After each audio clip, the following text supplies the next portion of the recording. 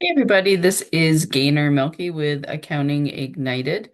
Today I wanted to talk about the damage of tax season, and this is based on the new Accounting Today survey that was just released in May 2026. And not surprisingly, there's a lot of detrimental fallout from tax season on accounting firms, their staff, and their leaders. But this was a really interesting study because it actually broke down for the human impact. So let's look at the numbers here. Half of those surveyed, and there was about 400 and just 400 accountants. So it was just over 400, I think about 428 in the weeks following April 15th, 2026, says 78% of respondents showed measurable harm to their health. This is not good. We've been hearing a lot of stories over the past decade and probably before that on mental health in the accounting profession and particularly burnout around busy season, tax season. So 78% of respondents showed measurable harm to their health, relationships, and decision quality, which is never a good thing. Uh, and the average score was 55.6 on a scale where anything above 50 signals real strain and anything above 70 indicates long-term damage that compounds over time. So the deeper numbers, according to Accounting Today in this survey, was half experienced caffeine withdrawal after April 15th. So ingesting copious amounts of caffeine, not good for your body systems, for your sleep, and also the dependence factor of that. Half slept less than 6 hours a night during the season.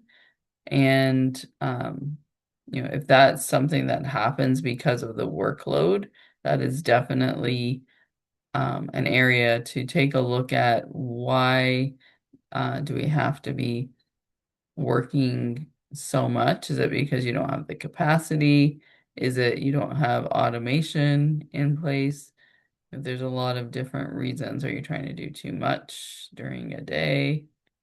So a lot of things that you could be doing to help alleviate that now, to take a look at where you are, where you're spending your time, and then what other ways can you increase your own capacity there. And also, if you're having trouble sleeping, there's a lot of different things that you could try. One of the biggest is, and this can be pretty simple switch for some people, is to keep your sleep schedule regular so that even on weekends you're going to bed at the same time. And if needed, there are obviously prescriptions that you can get from your doctor that can help um, as well. So definitely something to keep in mind is to get that checked out as to whether it's a situational issue, a schedule issue, or is it a biological issue? And it, of course, can be psychological as well when you've got a lot of stress going on. 2 out of 3 accountants who were surveyed woke up at least weekly thinking about a specific client return. So that indicates the level of stress that people are feeling. And 40% reported strained personal relationships that needed repair. I know one of our clients has talked publicly about the fact that when she owned her own tax firm during tax season, her husband actually said to her children, "We have to pretend that mommy doesn't exist." And she was not happy about that. So it is a real strain and toll, on the family life and relationships. So this is something that the profession, this is what Dan Hood from Accounting Today says, the profession has normalized this problem, and that it shouldn't be normal. I couldn't agree with him more, but I also have a lot of empathy because I know accountants want to do the best that they can for their clients, and they often put a lot of pressure on themselves. So and there's a lot of complexity that's happening.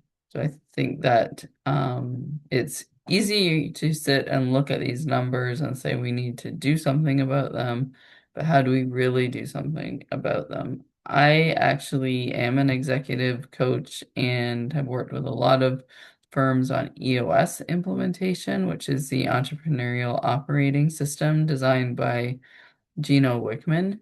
So there are a lot of operational things that you can do.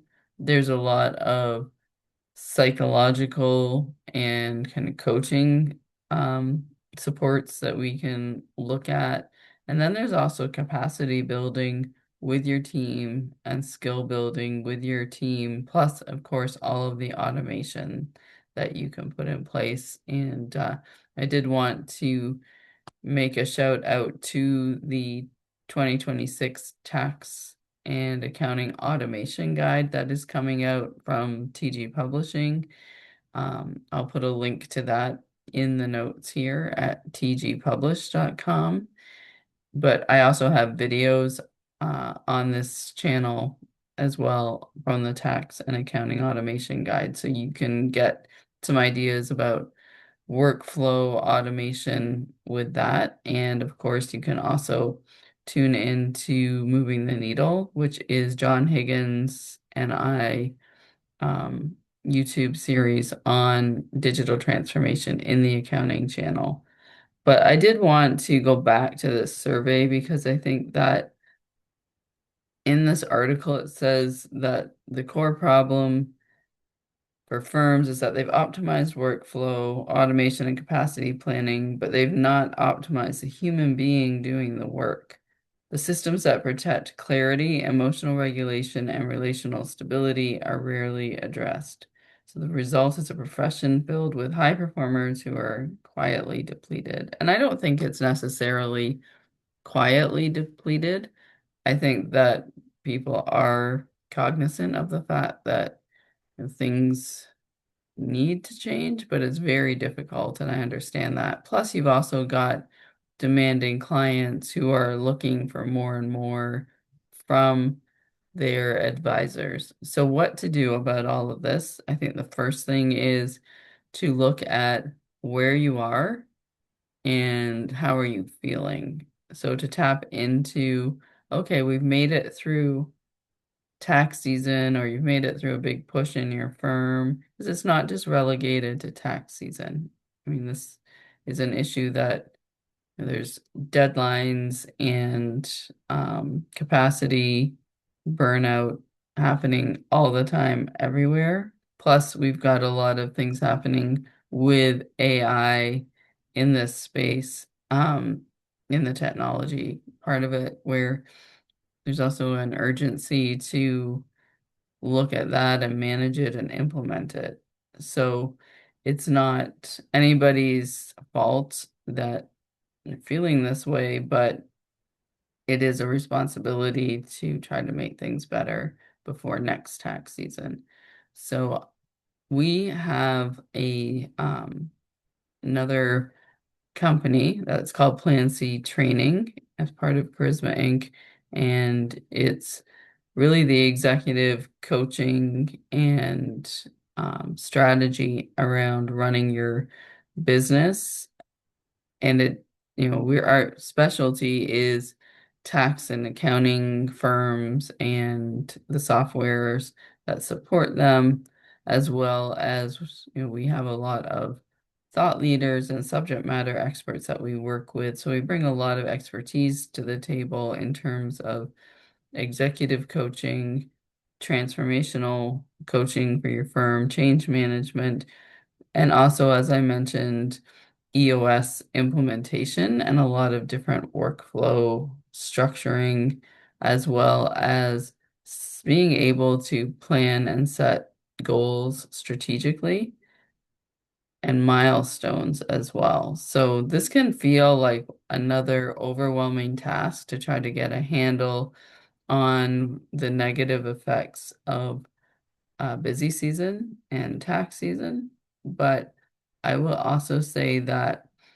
putting time aside to pinpoint the really key bottlenecks and breakdown points, both for yourself inside your firm and outside your firm, as well as for your team, is always time well spent. It's an investment in your firm.